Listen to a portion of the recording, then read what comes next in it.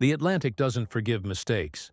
On May 12, 1943, it swallowed 7 submarines in 15 minutes flat, and 382 men learned that courage means nothing when technology has already decided who lives and who dies. Captain Heinrich Vogel stood in U-537's conning tower that afternoon, his binoculars pressed against salt-crusted eyes, scanning a horizon that looked empty, peaceful even, the kind of deceptive calm that makes you forget the ocean is always hungry. Around him, 7 other U-boats carved white wakes across the surface in broad daylight, running fast and exposed, every commander knowing this violated every survival instinct they'd learned in 4 brutal years of Atlantic combat. They had 15 minutes left to live, most of them, and they didn't know it yet. The Americans called the plane coming for them a Liberator, and that spring afternoon the name would prove grimly accurate, liberating 382 souls from steel coffins in the most devastating quarter hour of submarine warfare the Kriegsmarine would ever suffer. The seeds of this catastrophe were planted 6 weeks earlier in the concrete bunkers of Lorient, France, where Grand Admiral Karl Dönitz, the man who commanded every U-boat in Hitler's navy, had summoned his senior commanders for an emergency conference that smelled of desperation and stale cigarette smoke. The topic gnawed at every man in that room. Allied air power was strangling the wolfpack tactics that had nearly choked Britain to death, and something had to change, or the Battle of the Atlantic was lost. Captain Heinrich Vogel, commanding the 9th U-boat flotilla, stood before maps and charts and presented a plan so audacious it bordered on madness, yet the mathematics seemed flawless. He'd analyzed Allied patrol patterns until his eyes burned, and he'd found a gap, a beautiful, exploitable gap between 600 and 800 nautical miles from Newfoundland where air coverage should be physically impossible. The B-24 Liberator had a documented range of 2,100 miles on paper, sure, but combat operations with full bomb loads and patrol time reduced that effective radius to roughly 600 miles from coastal bases, maybe 650 on a good day with favorable winds. Vogel's plan was elegant in its simplicity and terrifying in its boldness. Form a surface convoy of 8 U-boats in the mid-Atlantic gap. Run them like a surface fleet at sustained speeds of 17 knots. Triple their submerged crawl of 5 to 6 knots, and cross the Atlantic in 5 days, instead of the agonizing 15 required for individual submerged transit.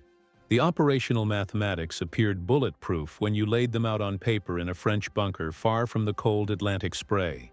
The gap zone measured 400 nautical miles wide.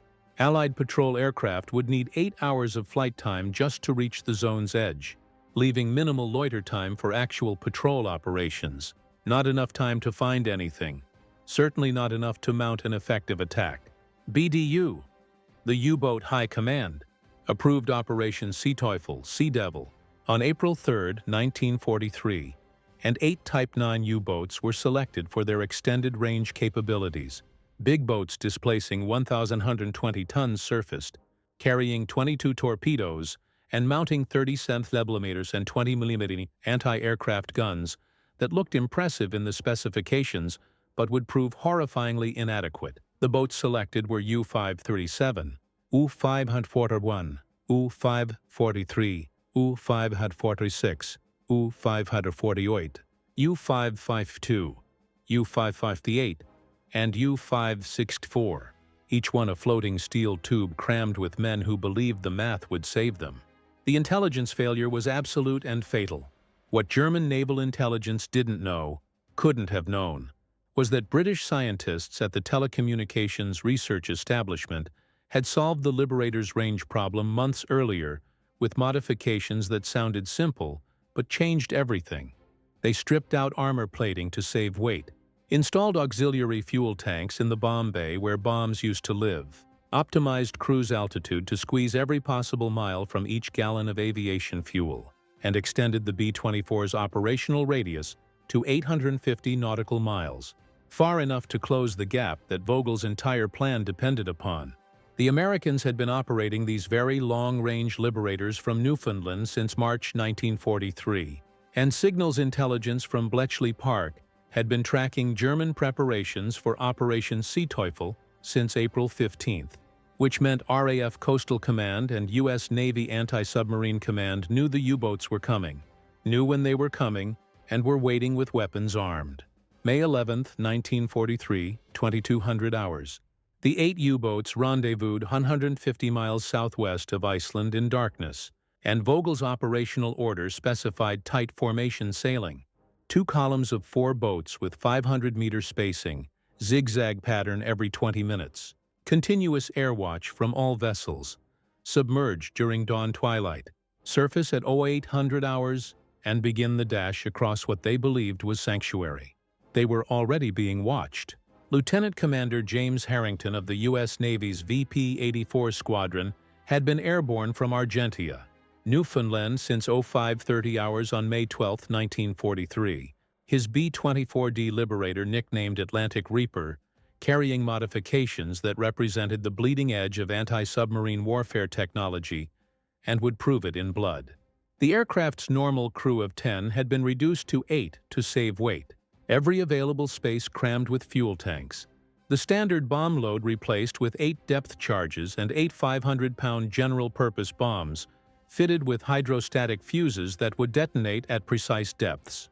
The Liberator's ASV Mark III radar, operating on 10-centimeter wavelength, could detect surfaced submarines at ranges up to 12 miles in optimal conditions.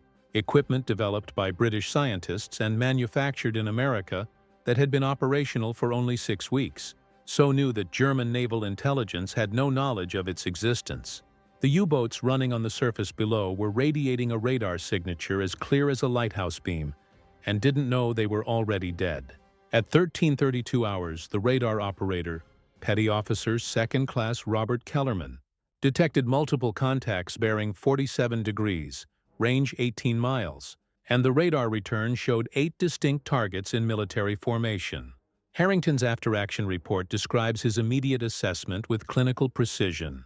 8 surface contacts in military formation, spacing and movement consistent with U-boat wolfpack proceeding to attack altitude. The tactical situation favored the attackers completely, devastatingly. The Liberator approached from the southeast with the sun behind them, making visual detection difficult. The U-boats focused on watching the northern and western horizons, where they expected threats to originate, and they maintained their eastward course at 17 knots like sitting ducks who thought they were eagles. The formation's anti-aircraft capability, theoretically formidable with 64 total gun barrels across 8 boats, depended entirely on early warning to man battle stations, and early warning was something they wouldn't get. Harrington descended to 200 feet, approaching at 210 knots. His co-pilot, Lieutenant Junior Grade Thomas Brennan, arming all 16 weapons, the bombardier Ensign David Walsh crouching in the nose position with the Norden bomb sight aligned. The nose gunner manning twin 50 caliber machine guns that were about to write history in tracer fire and blood. The tactical plan was brutal in its simplicity. A straight strafing run down the length of the formation, releasing weapons sequentially at 3-second intervals. No mercy, no hesitation, just industrial murder delivered from 200 feet. At 1345 hours, lookouts on U-552, the rear boat in the western column, spotted the Liberator, and Captain Lieutenant Klaus Poschel transmitted the warning that would be his last words. Aircraft bearing 135 degrees, altitude low, closing fast. 7 U-boat commanders simultaneously recognized their nightmare scenario unfolding in real time, caught on the surface by a 4-engine bomber with nowhere to run, nowhere to hide. Emergency dive procedures required 30 to 35 seconds from alarm to submergence. The Liberator was 40 seconds away, and the anti-aircraft crews scrambled to their weapons, knowing coordination was impossible. Each U-boat captain facing an immediate tactical decision that offered no good options: dive and become a stationary target, or remain surfaced and fight with hastily manned guns against a bomber that was already shooting. Vogel in U-537 at the formation's head made the decision that sealed their fate. He ordered all boats to remain surfaced and engage, and it was the last order he would ever give. 1347 hours and 12 seconds. The Liberator's nose guns opened fire at 800 yards, tracer rounds streaking toward the lead U-boat in brilliant lines that seemed almost lazy in their flight, but weren't. The 50 caliber rounds, each weighing over 1.7 ounces and traveling at 2,900 feet per second, reached U-537's conning tower in 1.2 seconds flat. The effect was instantaneous and catastrophic. Captain Heinrich Vogel, still standing in the conning tower with binoculars raised, was struck by 3 rounds simultaneously, the armor-piercing incendiary bullets tearing through the thin steel plating like it was tissue paper. 4 other crew members on the bridge died in the first 2 seconds of the attack. The lookout attempting to reach the 37mm gun never made it, his body falling backward into the open hatch and blocking the emergency dive procedure. And just like that, U-537 was doomed. The Liberator's bombardier released the first depth charge at 13:47 hours and 18 seconds. The 650-pound Mark 44 depth charge set for shallow detonation at 25 feet fell away from the bomb bay and struck the water 40 feet ahead of U-537's bow. The hydrostatic fuse triggered at precisely 25 feet depth. 300 pounds of Torpex explosive, 50% more powerful than TNT, detonated in a massive underwater explosion that created a pressure wave traveling at 5,000 feet per second through the incompressible medium of seawater that offers no forgiveness. U-537's bow lifted completely out of the water from the force of the underwater detonation. The pressure hull, designed to withstand gradual compression at depth, couldn't survive the instantaneous shock wave from a close proximity explosion. Rivets sheared along the forward compartment seams. Seawater flooded into the torpedo room at tremendous pressure, and the boat's forward momentum drove the damaged bow downward. Within 8 seconds of the depth charge detonation, U-537's bow pointed at a 45-degree angle toward the ocean floor 2,400 feet below, and Heinrich Vogel's mathematics had just killed him and his crew. The Liberator continued its strafing run at 200 feet altitude, 210 knots airspeed. 3 seconds after the first depth charge release, the second weapon fell toward U-541, and Captain Lieutenant Werner Hartmann had managed to get his boat into a crash dive. The conning tower hatch was sealed, the diving planes set to maximum down angle. The boat had achieved approximately 15 feet of depth when the depth charge exploded 30 feet from the stern. And timing is everything in life and death. The explosion occurred at the worst possible moment in the dive sequence. The stern was still near the surface while the bow had descended to 25 feet, presenting maximum surface area to the pressure wave. And the force of the blast crushed the after torpedo room and ruptured fuel tanks. Diesel fuel mixing with seawater created a massive slick on the surface that marked the spot where 47 men died. The submarine's stern rose at an impossible angle, almost vertical, as flooding forward compartments dragged the bow downward, and 47 men died in the lightless interior as their boat became their tomb and their grave. U-543, commanded by Lieutenant Hans-Jürgen Hellriegel, attempted to fight back. The 37mm gun crew had reached their weapon and opened fire. The anti-aircraft gun, capable of firing 80 rounds per minute, sent shells toward the Liberator in desperation. 3 rounds struck the bomber's port wing, punching holes through aluminum skin, but missing critical systems. The return fire from the Liberator's waist guns killed 4 of the 5-man gun crew instantly, their bodies crumpling on the deck in spreading pools of blood. And the third depth charge fell at 1,347 hours and 24 seconds. It detonated directly beneath U-543's pressure hull amidships, the most vulnerable point, and the explosion lifted the entire 120-ton submarine clear of the water like a child's toy. Crew members below decks were thrown against bulkheads with bone-crushing force. The pressure hull cracked along its length with a sound like a cannon shot that no one would live to describe, and U-543 broke in half. Both sections sank in less than 20 seconds, taking all 52 crew members down, with air still in their lungs and terror in their hearts. And 12 seconds had elapsed since the attack began. 5 U-boats remained, and the Liberator still had 13 weapons aboard. And the killing wasn't finished yet.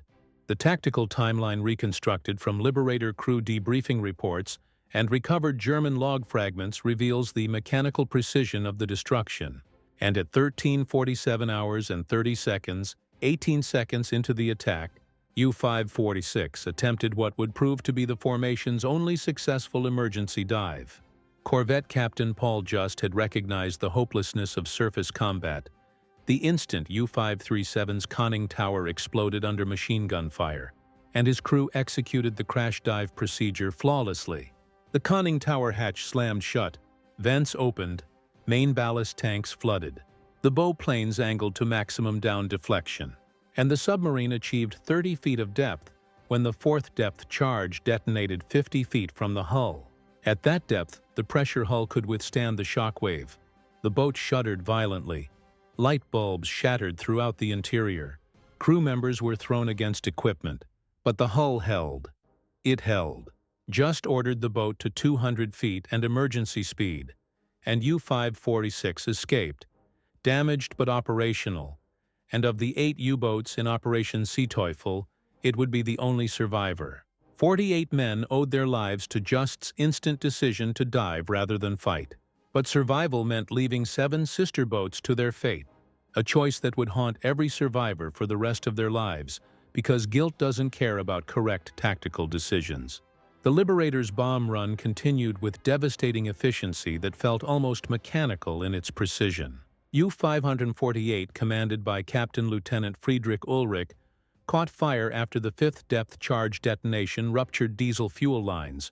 The explosion occurred at 13:47 hours and 36 seconds, and burning fuel spread across the water faster than men could swim. 23 crew members abandoned ship. 18 died in the flames screaming for mercy that wouldn't come, and 5 survivors, pulled from the water 3 hours later by a Canadian corvette, bore burn injuries so severe that 2 died during evacuation to Newfoundland. Their bodies ruined by fire and seawater and shock. U-552, the boat whose lookouts had first spotted the Liberator, faced the 6th weapon at 13:47 hours and 42 seconds, and Captain Lieutenant Klaus Puschel had kept his boat on the surface attempting to bring multiple anti-aircraft weapons to bear. The 20mm guns rattled out hundreds of rounds. The 30cm gun fired methodically. Not a single round struck the Liberator in a vital area, and the return fire from the bomber's multiple gun positions killed or wounded every man on deck. The depth charge that killed U-552 exploded directly beneath the control room. The blast ruptured the pressure hull in multiple locations simultaneously. The submarine sank bow first at an angle approaching 60 degrees, and seawater flooded through the damaged hull at such pressure that men in forward compartments were crushed against bulkheads by the force of incoming water.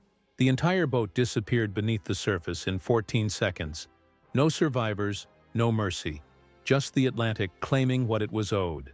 At 13:47 hours and 48 seconds, 36 seconds into the attack, U-558 took the 7th depth charge, and Captain Lieutenant Gunther Kreck had attempted a surface run to escape the attack zone, pushing the diesel engines to emergency power, 18 knots in a desperate sprint. The depth charge fell short of the submarine but detonated shallow. The pressure wave struck the stern at an oblique angle, jamming the rudder hard to starboard and destroying the port propeller shaft. And U-558 began a death spiral, turning in tight circles at high speed with no ability to steer or dive. The crew abandoned the stern compartments as water flooded through the damaged shaft seal. Kreck, recognizing his boat was doomed, ordered abandon ship, and 36 men jumped into the Atlantic. The submarine continued its circular course for another 2 minutes before flooding pulled it under. 29 of the 36 survivors were later recovered by Allied ships, and the remaining 7 died from hypothermia in 44-degree water before rescue arrived, their bodies floating in life vests long after consciousness had fled. 1 minute had elapsed since the Liberator opened fire. 7 U-boats were destroyed or crippled. 1 remained. U-564, commanded by Lieutenant Reinhard Suren, the formation's youngest commander at 26 years old, with 9 weapons remaining to face and perhaps 20 seconds to live. Lieutenant Reinhard Suren had one advantage his 7 sister boats hadn't possessed: time to observe and learn, and 60 seconds of watching U-boats die had taught him that staying on the surface meant certain death. but diving made a submarine a stationary target for the Liberator's remaining weapons. He chose a third option that regulations didn't permit and doctrine didn't anticipate. He would fight and dive simultaneously. And at 13:47 hours and 54 seconds, as the Liberator completed its run past the burning hulk of U-558, Surin gave a series of orders that would be preserved in testimony from the boat's survivors. All hands to diving stations, prepare to crash dive. Flak crews remain at stations and fire until water reaches the guns. Engine room maintain full power until I order dive. And it was tactically insane, but it was also U-564's only chance. The 37mm and 20mm gun crews opened fire as the Liberator banked for its second attack run, and the anti-aircraft fire, more accurate now that gunners had observed the aircraft's attack profile, stitched holes across the Liberator's fuselage. One 37mm shell struck the starboard waist gun position, killing Seaman First Class Daniel O'Connor instantly, and wounding the port waist gunner. Another round penetrated the radio compartment, destroying communication equipment, but miraculously missing the radio operator. And Lieutenant Commander Harrington felt the aircraft shudder under the impacts. His after-action report, typed on blood-spotted paper, described the moment with clinical detachment. Aircraft sustained multiple hits from target's anti-aircraft fire. Crew casualties reported. Made decision to press attack despite damage. Target presented threat to Allied shipping if allowed to escape. The Liberator lined up for its second run at 1348 hours and 10 seconds. Harrington approaching from a different angle, coming in lower, 150 feet, and faster. And U-564's anti-aircraft crews tracked the aircraft with increasing desperation, knowing this was likely their last chance. Surin, watching from the bridge, waited until the Liberator was at 600 yards before giving the order. Emergency dive. All guns cease fire and clear the deck. And the gun crews abandoned their weapons and dove for the conning tower hatch. Surin was the last man on the bridge. He slammed the hatch shut as water already flowed across the forward deck, and U-564 began its dive at 1348 hours and 18 seconds. The Liberator was 400 yards away and closing at 220 knots. The release point for the 8th depth charge would be in approximately 6 seconds. But the Liberator crew faced an unexpected tactical problem. U-564 was diving, but not in a standard emergency dive profile. The submarine maintained forward momentum, creating a moving target below the surface. The bombardier Ensign Walsh had to calculate not where the U-boat was, but where it would be when the depth charge reached detonation depth. And he had perhaps 3 seconds to solve a 3-dimensional trigonometry problem, while wounded men screamed in the aircraft behind him, and his hands shook from adrenaline. Walsh released at 1348 hours and 22 seconds. The depth charge fell free, tumbling through 150 feet of air, before striking the ocean surface directly above U-564's stern. And the submarine had reached 40 feet of depth. The hydrostatic fuse was set for 25 feet. The weapon descended past the pressure hull without detonating, and it exploded at 25 feet depth, but 80 feet behind the submarine's stern. The pressure wave attenuated by distance, and the water itself struck the submarine with enough force to crack deck plating and blow out internal light bulbs, but not enough to rupture the pressure hull. And U-564 descended to 250 feet, leveled off, and continued eastward at slow speed. Surin, standing in the control room with blood running from a cut on his forehead, knew he'd just experienced the luckiest moment of his life, and probably ever would. And above the Liberator circled the wreckage field, searching for the submarine that had escaped. 8 depth charges remained, but U-564 had disappeared into the Atlantic depths, and the Liberator's fuel gauges showed time to return to base. And at 1348 hours and 45 seconds, the attack ended. Elapsed time 1 minute 33 seconds. U-boats destroyed 7, survivors in the water 68.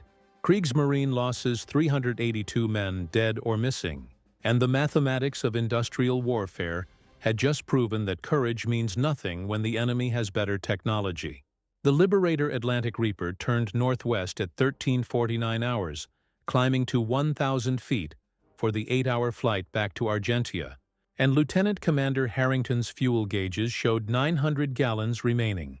enough for the return flight with minimal reserve. The crew treated their wounded and counted their damage. 23 holes in the fuselage. 1 man dead, 2 wounded. The starboard waist gun destroyed. Radio communications inoperative. And for this price, they destroyed 7 U-boats and scattered 68 German submariners into the North Atlantic to die or be saved depending on how fast rescue could arrive. Below, the survivors of Operation Sea Teufel struggled in 44-degree water that was already killing them degree by degree, and Captain Lieutenant Friedrich Ulrich, blown overboard from U-548, clung to a wooden ammunition crate with 3 other men. His watch, still functioning despite immersion in seawater, showed 13:55 hours. The attack that had destroyed his world had lasted less than 2 minutes, and he watched the Liberator disappear into the northwest sky, knowing rescue would not come from that direction, if it came at all.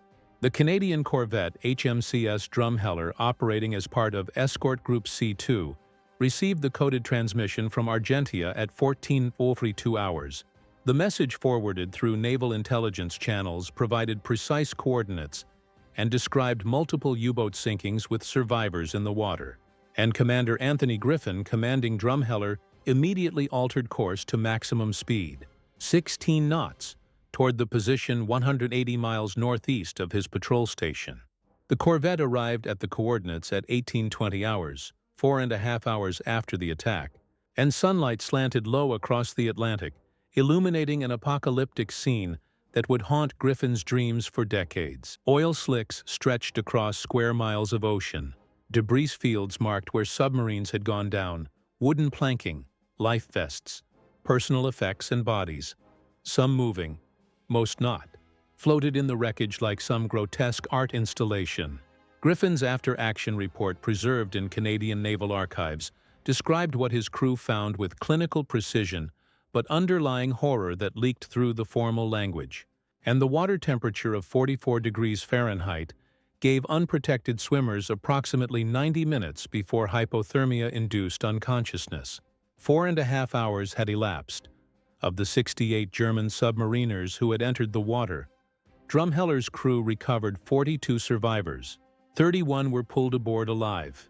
11 were dead from hypothermia, still wearing life vests that had kept their bodies afloat after death, and 26 bodies were never recovered, lost to the Atlantic depths that had claimed their submarines.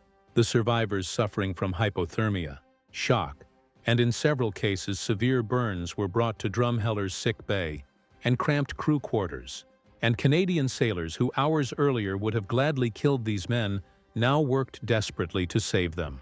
Hot coffee, blankets, warm clothing, medical attention. The transformation from enemies to humans, requiring aid, occurred with remarkable speed that spoke to something fundamental about human nature when stripped of propaganda and ideology. And Griffin noted in his report that German and Canadian sailors, unable to communicate through language, nevertheless understood each other perfectly through the universal recognition of suffering. Captain Lieutenant Friedrich Ulrich, the senior surviving officer present, formally surrendered to Commander Griffin at 19:45 hours, and the traditional ceremony of sword surrender couldn't occur because Ulrich had lost everything but his life vest in the water. Instead, he gave his name, rank, and serial number, acknowledged his status as prisoner of war, and requested that the names of the dead be recorded, and Griffin granted the request without hesitation. The list, written in Ulrich's shaking hand on Drumheller's official stationery, preserved the names of 382 Kriegsmarine submariners who died on May 12, 1943, and the corvette turned southwest toward Halifax.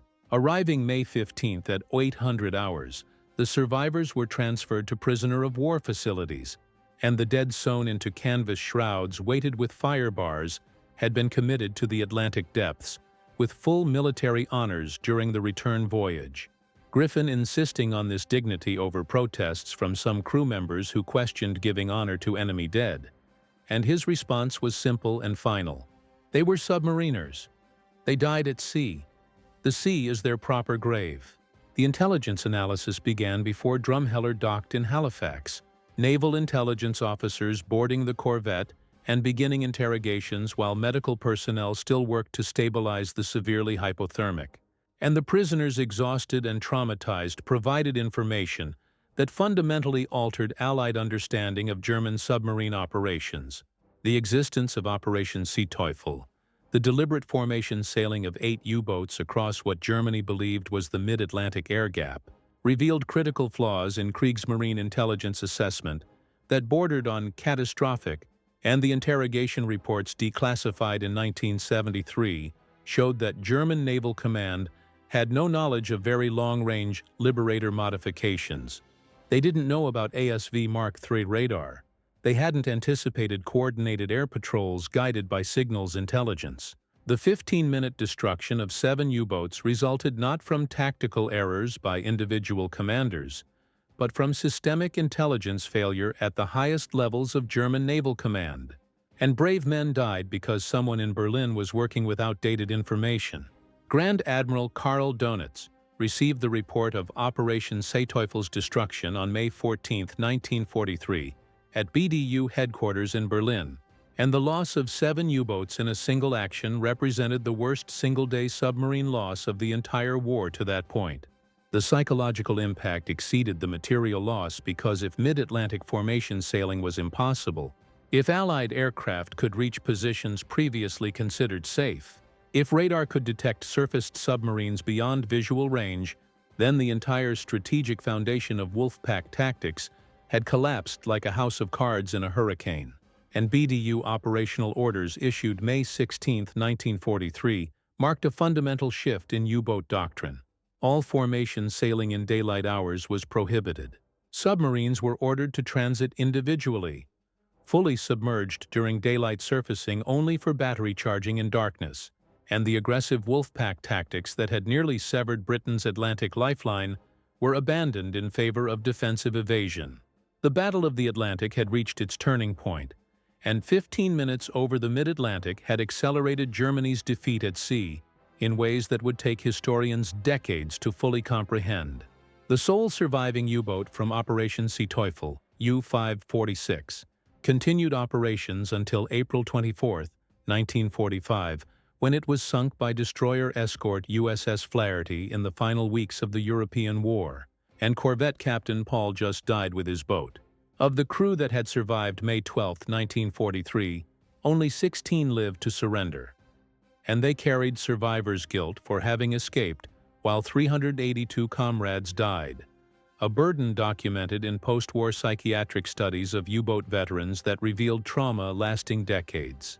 Lieutenant Commander James Harrington received the Navy Cross for the action on May 12, 1943. His citation noting that his aggressive attack, despite heavy anti-aircraft fire and at great risk to his aircraft and crew, resulted in the destruction of 7 enemy submarines and the removal of a major threat to Allied shipping, and he flew 37 more combat missions before rotating stateside in November 1943. He survived the war and died in 1987, at age 72, never speaking publicly about the 15 minutes that killed 382 men, and whatever he felt about that afternoon, he took it to his grave, leaving no interviews, no memoirs, no public statements. The 31 German survivors spent the remainder of the war in Canadian and American prisoner of war camps, and under Geneva Convention protocols, they couldn't be required to perform military labor. But many volunteered for agricultural work on Canadian farms facing labor shortages. Post-war testimony from these survivors revealed that witnessing Canadian treatment of prisoners, humane and respectful within international law, fundamentally altered their understanding of the enemies they'd fought. And propaganda had painted one picture, while reality showed them something entirely different. Captain Lieutenant Friedrich Ulrich, senior survivor of U-548, returned to Germany in 1947 and became a merchant marine officer, and in 1963 he attended the christening of HMCS Marguerite, successor to HMCS Drumheller, as an honored guest. His speech at the ceremony, preserved in Canadian Naval Archives, acknowledged that Commander Griffin and his crew showed us the honor that warriors can extend to defeated enemies, saving our lives and treating us with dignity. when we had no right to expect anything but the depths that claimed our comrades. And his voice broke during the speech, according to witnesses. The 15 minutes over the North Atlantic on May 12, 1943 demonstrated what industrial capacity, technological innovation, and tactical courage could achieve against an enemy that had dominated submarine warfare for 4 years, and the Liberator that shouldn't have been able to reach that far into the Atlantic. The radar that German intelligence didn't know existed, the depth charges that arrived with precision despite anti-aircraft fire, the combination proved unstoppable. Today, the coordinates 47 degrees 23 minutes north, 19 degrees 41 minutes west mark no memorial. The Atlantic reveals nothing of what occurred there, and 7 U-boats rest on the ocean floor 2,400 feet down in darkness and cold.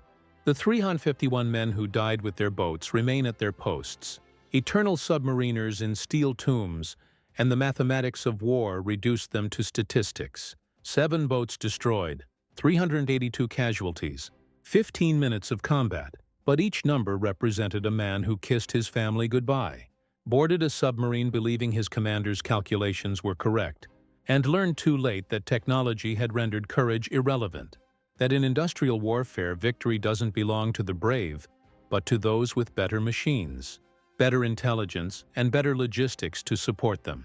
The survivors, German and Allied alike, carried different memories of that afternoon for the rest of their lives, and the Germans remembered the terror of watching their world explode around them, the cold Atlantic claiming comrades, and the unexpected mercy of enemies who saved them. The Liberator crew remembered the mechanical execution of their mission, the anti-aircraft fire tearing through their aircraft, and the knowledge that each depth charge they released killed men who had no chance to escape. And war transforms humans into components of industrial systems where individual courage matters less than technological superiority. The 15 minutes over the North Atlantic proved this truth with brutal clarity, and the brave men who died in U-boats that afternoon lost not because they lacked courage or skill, but because they fought with tools inferior to their enemies, and their sacrifice bought Germany nothing but delay, nothing but a few more months of a war already lost. The last surviving crewman, a German machinist's mate who'd been pulled from the water by Drumheller, died in 2003 at age 81, and with him died the final first-hand memory of 15 minutes that changed submarine warfare forever. What remains are documents, photographs, and the ocean that keeps its secrets, and the Atlantic holds 7 submarines and 351 dead submariners, witnesses to the moment when technology overwhelmed courage and industrial capacity crushed tactical innovation. And the water doesn't remember their names, but it holds their bones. And maybe that's memorial enough. The sea claiming its own and keeping them close in the cold, dark depths where sunlight never reaches and time moves different. And the story doesn't end so much as it fades, like the wake of a ship disappearing into distance, like the sound of engines growing quiet, like memory itself dissolving into the vast indifferent ocean that witnessed it all and tells us nothing. The memories of World War II remind us not only of the price of freedom, but of the strength of the human spirit. Let us preserve their stories so they are never forgotten. Please subscribe to help keep these memories alive.